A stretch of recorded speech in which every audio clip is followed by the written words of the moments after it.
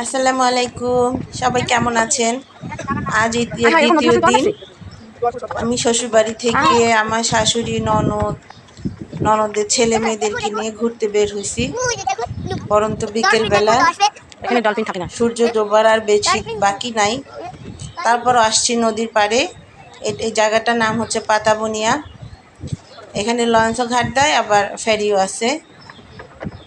ও যে নদীর মাঝখানে চর উঠছে, দেখছেন? যখন নদী শাসন করে ব্রিজ বানানো হয় তখন নদীগুলো এরকম মরে যায়।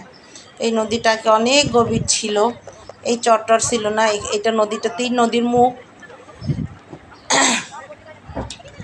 একজন মাঝি জেলে আর কি, উনি জেলে মাছ ধরে নিয়ে যাচ্ছে। ওই যে নলুয়া থেকে ফেরি আসতেছে, নলুয়া থেকে পাতাবনিয়া। নদীর ঢেউগুলো কত সুন্দর, হালকা বাতাসে পানিগুলো কি সুন্দর পড়তেছে। এত সুন্দর একটা জায়গা, সবাই ঘুরতে আসে। দুমকির মানুষজন এখানেই ঘুরতে আসে। এটা হচ্ছে পটুয়াখালী জেলার দুমকি উপজেলা। ফেরি চলে আসছে প্রায় কাছাকাছি। এই ফেরিটা নলুয়া থেকে এখানে আসে। দাঁড়াও, সামনে যাও। এই এদিকে ফিরো, ফেরিটা চালু আমার করার দিকে ফিরো। পরে ভালোই হয়েছে, নলুয়া থেকে মানুষদের আসতে যাইতে, গাড়ি নিয়ে আসতে যেতে পারে।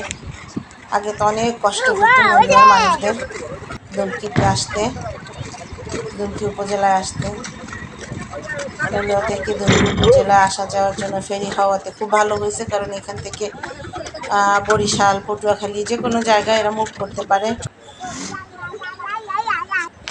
আমার ছেলেটা তো ফেরি ঘাট দেওয়ার পরে লাফ দিয়ে ফেরিতে উঠে গেছে। আমি আর আমার ছেলে, ও তো অনেক খুশি হয়ে গেছে, ঘুরতে যাইতে পারলো। সারাদিনই ঘুরতে চায়, সারাদিনই বাইরে যাইতে চায়।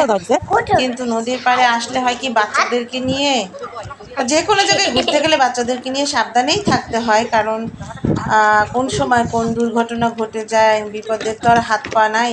এজন্য সাবধানে রাখতে হয়। সাবধানে রাখবেন। আপনারা যখন বাচ্চাদের নিয়ে ঘুরতে যাবেন তখন সাবধানে রাখবেন বাচ্চাদের, যেন এদিকে আসো, কোনো বিপদ আপদ না হয়। কারণ এদিকে আসো রায়ান, হাত ধরে এরকম নিয়ে আসো। জায়গাগুলো তো অনেক রিস্কি হয়। বাচ্চারা বুঝে না, দৌড়াদৌড়ি করে, লাফালাফি করে, যে ওর ফুফাতো ভাইকে নিয়ে দৌড়াইতেছে।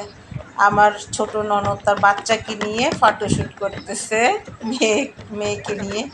আমার বড় ননদ আর শাশুড়ি দাঁড়িয়ে আছে। আমার স্বামী আর আমার 2 ননদ, এরা 3 ভাই বোন। একটা ভাই ছিল, মারা গেছে। ওদের 3 ভাই বোনের খালি ছেলে, একটাই শুধু মেয়ে। সূর্য ডুবে গেছে, দেখেন আলো, আসমানে আলো দেখা যাচ্ছে হালকা।